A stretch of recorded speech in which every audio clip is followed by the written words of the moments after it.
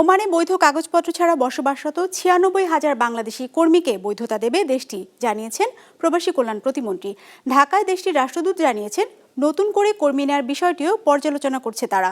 মাসিক রাতের রিপোর্টে বিস্তারিত। ২৫০টিরও বেশি ডিজাইন অপশন নিয়ে ওয়ালটন স্মার্ট ফ্রিজ, বোঝে আপনার প্রয়োজন। চলতি বছরের শুরুতে ওমানে গিয়েছেন ৩০২ বাংলাদেশি কর্মী। এরপরই কর্মী নেওয়া বন্ধ করে দেয় দেশটি। বড় শ্রমবাজারটিতে গত বছর গিয়েছিলেন ১,২৭,০০০ জন। আবারও দেশটিতে কর্মী যাওয়ার বিষয়ে এখনও কোনো সিদ্ধান্ত হয়নি।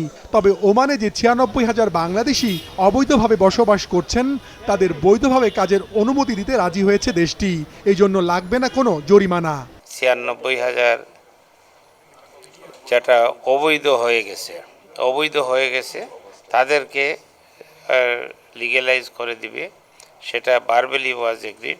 ফি মওকুফের ব্যাপারটাও উঠাইছি, এরপর ইনশাল্লাহ সেটাও হবে। His Excellency requested from Omani authorities for such an exemption also, and my authorities are looking positively into this.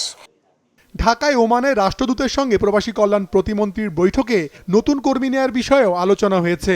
এজন্য দুই দেশের যৌথ ওয়ার্কিং কমিটি গঠনের সিদ্ধান্ত হয়েছে। দেশটির রাষ্ট্রদূত জানিয়েছেন, এ বিষয়ে শিগগিরই ঘোষণা আসবে। I would like to assure everybody here that everything is being done tirelessly to resume, inshallah, very soon the issuance of visas. I have made it very clear that this process is apolitical. And we are having periodical review, technical in nature, and very much so professional. And we managed to even grant exemption for 12 categories of professional workers.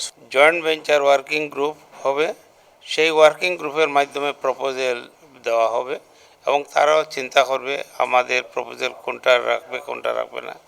আমরাও চিন্তা করব তাদের কোনটা রাখবো। এদিকে সকল ধরনের visa বন্ধ রাখার পর কর্মী ছাড়া অন্য বেশিরভাগ খাতে গেল মাস থেকে ভিসা দেয়া শুরু করেছে Oman. Mashrek Rahat, business report, Maasranga television.